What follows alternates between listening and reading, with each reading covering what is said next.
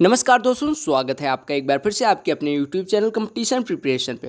दोस्तों, इस वीडियो में हम बात करने वाले हैं MTS 2019 के मैथ्स के सेट की, जिसमें हम करेंगे सभी 25 क्वेश्चंस। पिछला जो सेट था वो मैंने इस आधार पे बनाया था कि अगर मैं एग्जाम देने जाऊं तो मैं मैथ्स के क्वेश्चंस को कैसे अटेम्प्ट करता हूं, मैं कैसे पढ़ता हूं। तो आप लोगों को बहुत पसंद आया था और आप लोगों को काफ़ी चीज़ें वहाँ से सीखने को मिली थी। ये सेट भी कुछ उसी आधार पर होगा, जिसमें हम 25 क्वेश्चंस को मैथ्स के पढ़ेंगे, उसको करेंगे और डिट्टो उसी टाइप से करेंगे जैसे एग्जाम हॉल में घुसने के बाद अगर आपके सामने ये पेपर होता तो आप सॉल्व करते। यहाँ से आप ये सीखिएगा कि कैसे प्रश्न को पढ़ना है, एक बार में किस तरह से कहाँ पे रुक के कैसे पढ़ना है, ताकि आपको एक बार में प्रश्न समझ आ जाए। फिर हमें अप्रोच कैसे लगानी है, कितना प्रश्न पढ़ने के बाद हमें स्टार्ट कर देना चाहिए, इत्यादि सारी चीज़ें। तो वीडियो बहुत लंबी नहीं करेंगे, इसी वजह से ज़्यादा कुछ बता नहीं पाऊंगा। आज कोविड का इंजेक्शन मुझे भी लग गया। आप लोग जाके कोविड का इंजेक्शन कोविशील्ड या कोवैक्सीन कोई भी जो भी लग रहा हो, स्पुतनिक जो भी मिल जाए आपके यहाँ, जाके लगवा लेना। और सब लोग घर पे रहो, सेफ रहो, पढ़ते रहो, मौज करते रहो। बाकी वीडियोज इंपॉर्टेंट वीडियोज आपको मिलती रहेंगी। तो चलो स्टार्ट करते हैं। पहले प्रश्न पे आते हैं। जो लोग टेलीग्राम चैनल से नहीं जुड़े हैं, लिंक डिस्क्रिप्शन में जाके जुड़ जाए। पहले प्रश्न में कहा गया ये man can finish a piece of work in 15 days. मैंने लिख दिया कि एक आदमी कोई कार्य 15 दिन में कर सकता है। फिर कहा गया ए women can complete the same work in 10 days. Women 10 days में कर सकती है। Both work together for 5 days. ये दोनों मिलकर 5 दिन तक कार्य करते हैं। उसके बाद मैन छोड़ देता है, ये आदमी छोड़ देता है। How many days will be taken by the women to finish the remaining work. यानी बचा हुआ कार्य कितने दिन में करेंगे। अब 15 दिन में मैन करता है, 10 दिन में औरत करती है, तो दोनों का एलसीएम हो गया 30। यानी कि 30 यूनिट अगर टोटल वर्क है तो आदमी करता है 2 यूनिट और औरत करती है 3 यूनिट। अब दोनों ने एक साथ काम करना शुरू किया, यानी एक दिन में 5 यूनिट हो रहा है, 5 दिन तक इन्होंने कर दिया, यानी 25 यूनिट हो गया। 30 यूनिट टोटल वर्क था, 25 यूनिट हो गया, यानी 5 यूनिट बचा हुआ है। और 5 यूनिट करेगा कौन? महिला, क्योंकि पुरुष छोड़ चुका है। महिला एक दिन में करती है 3 यूनिट, तो 5 यूनिट करने के लिए 5/3 दिन लगेगा, यानी 1 सही 2/3 दिन आपका आंसर हो जाएगा। ठीक है, अगले प्रश्न पे आते हैं। तो डी ऑप्शन आपका करेक्ट हो गया। अगला प्रश्न देखिएगा, कहा गया cost price of 2 articles is the same. Cost price दोनों आर्टिकल्स का सेम है। हम मान लेते हैं ए है।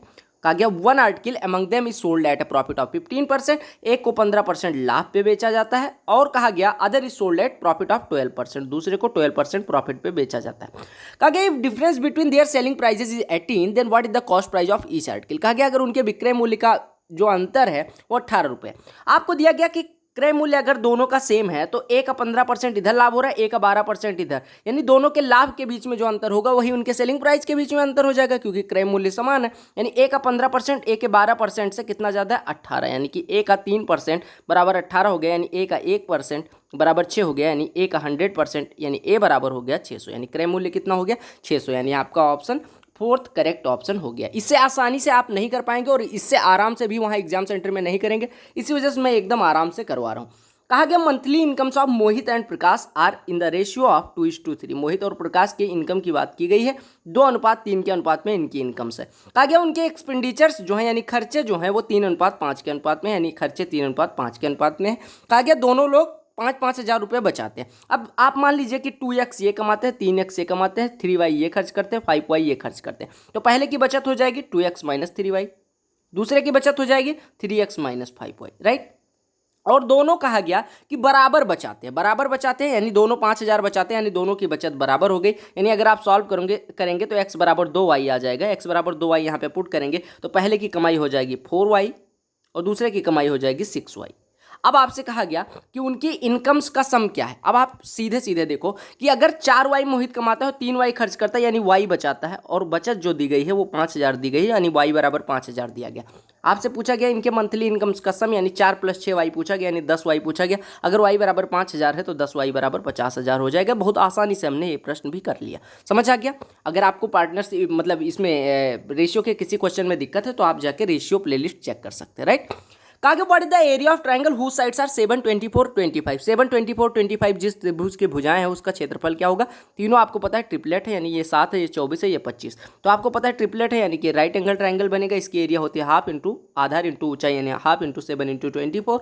2 से 24 कटेगा 12, 7 84 सेंटीमीटर स्क्वायर एरिया है, तो आपका आंसर हो जाएगा। ठीक है। कहा गया what is the area of largest square which can be inscribed in a circle of radius 14 centimetre. कहा गया एक वृत्त है जिसकी रेडियस 14 सेंटीमीटर, उसके अंदर एक लार्जेस्ट स्क्वायर बनाया गया। अगर लार्जेस्ट स्क्वायर बनाना है आपको किसी वृत्त के अंदर, तो आपको पता होना चाहिए कि जो स्क्वायर का डायगोनल होगा वो वृत्त के व्यास के बराबर होगा। यानी कि अगर इसकी भुजा, वर्ग की भुजा को a माने तो इसका डायगोनल हो जाएगा a√2, जो कि वृत्त के व्यास के बराबर होगा, यानी वृत्त के डायमीटर के बराबर होगा। और वृत्त की त्रिज्या अगर 14 है तो डायमीटर 28 हो जाएगा, यानी a बराबर यहाँ से 14√2 आ जाएगा। a बराबर 14√2 हो गया तो इसकी एरिया यानी a स्क्वायर हो जाएगा 14√2 का स्क्वायर, 14 का स्क्वायर 196, दूना 392 सेंटीमीटर स्क्वायर आपका एरिया हो गया। राइट, अगले प्रश्न पे आते हैं। कहा गया इसको सिंप्लीफाई करना है। अब सिंप्लीफाई करने में कुछ भी नहीं है, आपको दिया गया 0.7 का होल स्क्वायर डिवाइडेड बाई 0.14। 0.7 का होल स्क्वायर डिवाइडेड बाई 0.14, तो 0.7 से ये कटेगा, ये आपका आ जाएगा 2, और 2 से 0.7 में डिवाइड हो गया, यानी 7/20 लिखा हुआ है ये आप ऐसे कह दो 0.35 ये लिखा हुआ है। 0.35 प्लस 0.36 ये हो जाएगा। अब 0.36 में 0.18 से डिवाइड करोगे तो ये 2 हो जाएगा, प्लस 0.5 का स्क्वायर डिवाइडेड बाई 0.05, तो ये 5 आपका आ जाएगा, क्योंकि 0.25 ये हो जाएगा, और 0.25 में 0.05 से डिवाइड करोगे तो ये 5 हो जाएगा। डिवाइडेड बाई 4 टाइम्स ऑफ 2.5 गुणे 4 यानी कि 10 माइनस 13 गुणे 3, 13 39 का 1/4, 39 का 1/4 हो जाएगा 9.75। 9.75 अगर 10 में से घटेगा तो 0.25, जिसका 4 गुना 1 हो गया, यानी आपका आंसर हो जाएगा 5 2 7.35, 7.35। 1 मिनट, ये 7.35 नहीं, 7 प्लस 3.5 होगा, यहाँ पे 3.5 आएगा, यानी ये हो जाएगा 10.5, और 10.5 मतलब कि 21/2 हो जाएगा आपका आंसर। अरे देखिए 0.7 का स्क्वायर कितना हो जाएगा 0.49, और इसमें अगर 0.14 से डिवाइड करोगे तो ये आपका 7 7 49, 7 दूनी 14, यानी 3.5 आएगा। तो आपका बचेगा 3.5 प्लस 2 प्लस 5 यानी कि 10.5, और नीचे ये 10 में से 9.75 घटेगा, यानी 0.5, उसका 4 गुना 1 यानी कि आपका 21/2 आ जाएगा। 10.5 या 21/2। कहा गया ये बस covers first 200 kilometre of journey in 4 hours and next 600 kilometre in 6 hours, यानी 200 किलोमीटर पहले जाती है, फिर 600 किलोमीटर, यानी टोटल डिस्टेंस जाती है 200 प्लस 600। एवरेज स्पीड निकालनी है, तो आपको पता होगा एवरेज स्पीड बराबर होती है total distance upon total time. अगर 200 को 4 घंटे में जाती है तो 4 घंटे इधर, और 600 को 6 घंटे में जाती है तो 6 घंटे इधर, यानी कि आपका 800 किलोमीटर वो जाती है 10 घंटे में, यानी स्पीड हो गया 800/10, यानी 80 किलोमीटर प्रति घंटे, क्योंकि ये एवरेज स्पीड होती है total distance upon total time. यहाँ पे टोटल टाइम दिया हुआ था। कहा गया 2 होल नंबर्स यानी ratio of 2 whole numbers is 5:7, what can be the their sum, यानी कि उनका पॉसिबल सम क्या होगा, यानी योग कितना हो सकता है। आप अगर माने कि होल नंबर 5 और 7 है तो आप पहली संख्या को 5x मान सकते हैं, दूसरी संख्या को 7x। अगर सम पूछा गया है तो यानी 12x, यानी 12 के टेबल का होगा, x भी कोई इंटीजर होगा, तो 12 के टेबल का एक ही संख्या आपको दिख रही है 60, वही आपका आंसर हो जाएगा। अगले प्रश्न में कहा गया certain sum invested on compound interest grows to 5040 in 3 years, यानी एक कोई धन है जो 3 साल में 5040 हो जाता है कंपाउंड इंटरेस्ट में। If the rate of interest is 20% for first year, 40% for second and 50% for third year, what is the sum. आपको पता है अगर प्रिंसिपल पी हो तो पहले साल अगर 20% ब्याज मिलता है तो हमारा धन हो जाएगा 1 + 20/100, अरे 1 + 20/100 यानी 1/5।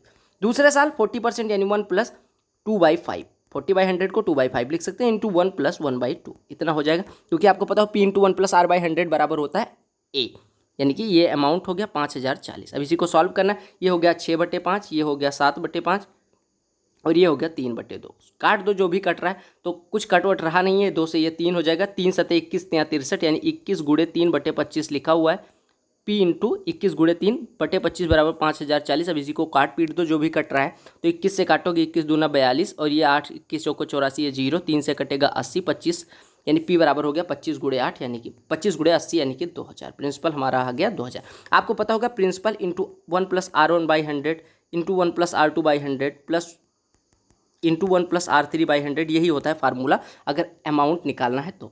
अगर सम्राट Elon can complete a work in 10 days, आपको पता होगा टाइम एंड वर्क से 2 क्वेश्चन आते हैं। सम्राट अकेला कोई कार्य 10 दिन में कर सकता है, Virat alone can complete the work in 40 days. अगर if they working on alternate days with Samrat starting the work, then how many days will be taken to them the work to be completed. कहा गया कि 10 और 40 दिन में कर सकते हैं, एलसीएम ले लिया, 40 यूनिट टोटल कार्य हो गया, 10 दिन में 40 यानी 1 दिन में 4 यूनिट, विराट 40 दिन में 40 यानी 1 दिन में 1 यूनिट। अब कहा गया सम्राट से स्टार्ट होता है, यानी पहले दिन सम्राट जाएगा, दूसरे दिन विराट जाएगा। हमने स्टार्ट किया, सम्राट पहले दिन जाके 4 यूनिट कराता है, दूसरे दिन विराट आता है 1 यूनिट, यानी 2 दिन में 5 यूनिट हो गया। 2 दिन में 5 यूनिट हो गया, यानी 5 यूनिट होने के लिए 2 दिन लगता है, तो 40 यूनिट, इसका 8 गुना, तो दिन का भी 8 गुना हो जाएगा, यानी 2 8 16 दिन लगेंगे। ठीक है, अगले प्रश्न पे आते हैं। ये आपको दिया गया है डीआई का क्वेश्चन है। मैं क्वेश्चन को इसी वजह से मैं एडिट नहीं करूंगा, ना रोक के रिकॉर्ड कर रहा हूँ। कहा गया था bar graph given below presents the amount of water in 10 different mixtures. 10 अलग अलग मिक्सचर है जिसमें अमाउंट ऑफ वाटर दिखा रहा है। ठीक है, अमाउंट ऑफ वाटर मतलब पानी की मात्रा दिखा रहा है। अब देखिएगा, आपसे कहा गया the amount of water in mixture M7 is how much more than average amount of water पर मिक्सचर। आपसे कहा गया M7 में जो वाटर की मात्रा है वो एवरेज मिक्सचर से कितना ज्यादा है। ठीक है, अब आप एवरेज निकालो तो 12 14 26 15 41 7 48 10 58 1 59 20 79 4 83 20 103 8 111 131 162 166 196 और 236, यानी कि 236 लीटर कुल मात्रा हो गई। अब इसको 10 से डिवाइड कर दो तो ये 23.6 एवरेज हो जाएगा। 23.6 एवरेज है, यानी ये एवरेज हो गया। और M7 में 28 लीटर है, तो 28 से 23.6 कितना ज़्यादा है, 28 में से घटाओगे तो आपका हो जाएगा 4.4 लीटर। यही आपका आंसर हो जाएगा। ठीक है, 4.4 लीटर। अगले प्रश्न पे आते हैं। कहा गया what is the least common multiple of all even numbers between 5 and 13। LCM पूछा गया। लीस्ट कॉमन मल्टीपल का मतलब होता है एलसीएम। 5 से लेकर 13 के बीच में जितनी सम संख्या है, तो 6 8 10 12, इसका एलसीएम पूछा गया। आपको बताओ 6 10 और 12 का एलसीएम हो गया 60, और 60 और 8 का कितना हो जाएगा 120। क्यों? क्योंकि देखिए 60 को लिख सकते हैं 4 गुणे 15, 18 को लिख सकते हैं 4 गुणे 2, 4 कॉमन आ गया, 4 गुणे 15 गुणे 2, यही एलसीएम हो जाएगा, यानी 120 एलसीएम हो जाएगा।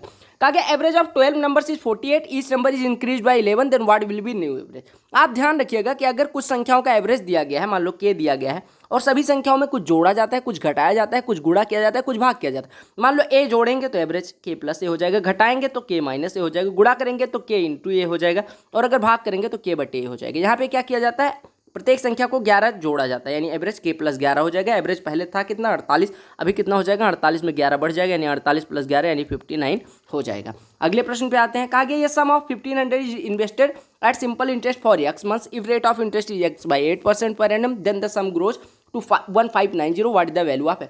1500 रुपये हमने इन्वेस्ट किया, राइट। आपको पता है रेट ऑफ इंटरेस्ट कितना है, x by 8% पर एनम, और x मंथ के लिए हमने इन्वेस्ट किया, यानी x बटे 12 साल के लिए इन्वेस्ट करा, बटे 100, ये आपका हो जाएगा सिंपल इंटरेस्ट, क्योंकि principal into rate into time by 100 होता है सिंपल इंटरेस्ट। और सिंपल इंटरेस्ट आपको मिलता है कितना, 1500 रुपये 1590 हो जाते हैं, यानी 90 रुपये इंटरेस्ट मिलता है। आपको पता है 1020 1020, 15 से ये कटा 6 हो गया, यानी एक्स स्क्वायर बराबर हो गया 6 गुणे 8 गुणे 12, यानी 48 गुणे 12, 48 गुणे 12 को लिख लो 12 गुणे 4 48 हो गया, और गुणे 12। अब x बराबर यहाँ से आ जाएगा 12 गुणे 12 का स्क्वायर रूट 12, और इंटू 4 का स्क्वायर रूट 2, 12 दूना 24, यानी x की वैल्यू हो गई 24, यही पूछा गया था। अगले प्रश्न पे आते हैं। आगे ये man sold a watch at a discount of 60% for 1560, what is the market price. आपको पता है कि 60% डिस्काउंट के बाद हमने 1560 का बेचा है, यानी कि 60% डिस्काउंट का मतलब 40% में बेचा, तो 1560 की बिकी। अगर 40% 1560 है, आपसे 100% यानी कि बिना डिस्काउंट के प्राइस पूछी गई। 40 का कितना गुना है 100, 2.5 गुना, तो 1560 का 2.5 गुना करने के लिए 1560 गुणे 5 बटे 2 लिख लो। 1560 गुणे 5 करोगे 15 बचे 75, और 3 7800 में 2 से डिवाइड करोगे 3900 आपका आंसर हो जाएगा। अगले प्रश्न पे आते हैं, वही वाला क्वेश्चन है। कहा गया इसमें प्रश्न में क्या कहा गया, कहा गया the amount of water in mixture M3 is what percent of amount of water in mixture M6। M3 में वाटर की मात्रा 15 लीटर है, और M6 में कितना है 24 लीटर, तो कितना परसेंट है ये पूछा गया। तो आप कहेंगे गुणे 100 लगा दो, 3 से काटोगे 3 पचे 15, 3 अट्ठे 24, 8 से 100 कटेगा 12.5, और 12.5 में 5 से गुणा होगा 62.5 आपका हो जाएगा। अगले प्रश्न पे आते हैं। अगले प्रश्न में कहा गया difference between the cost price and selling price of a bat is 180 rupees, if there is a profit of 20%, then what is the selling price of the bat. कहा गया कॉस्ट प्राइस और सेलिंग प्राइस का जो difference है, आपको पता होगा selling price और कॉस्ट प्राइस का जो डिफरेंस होता है उसी को हम कहते हैं प्रॉफिट। क्या कहते हैं? प्रॉफिट।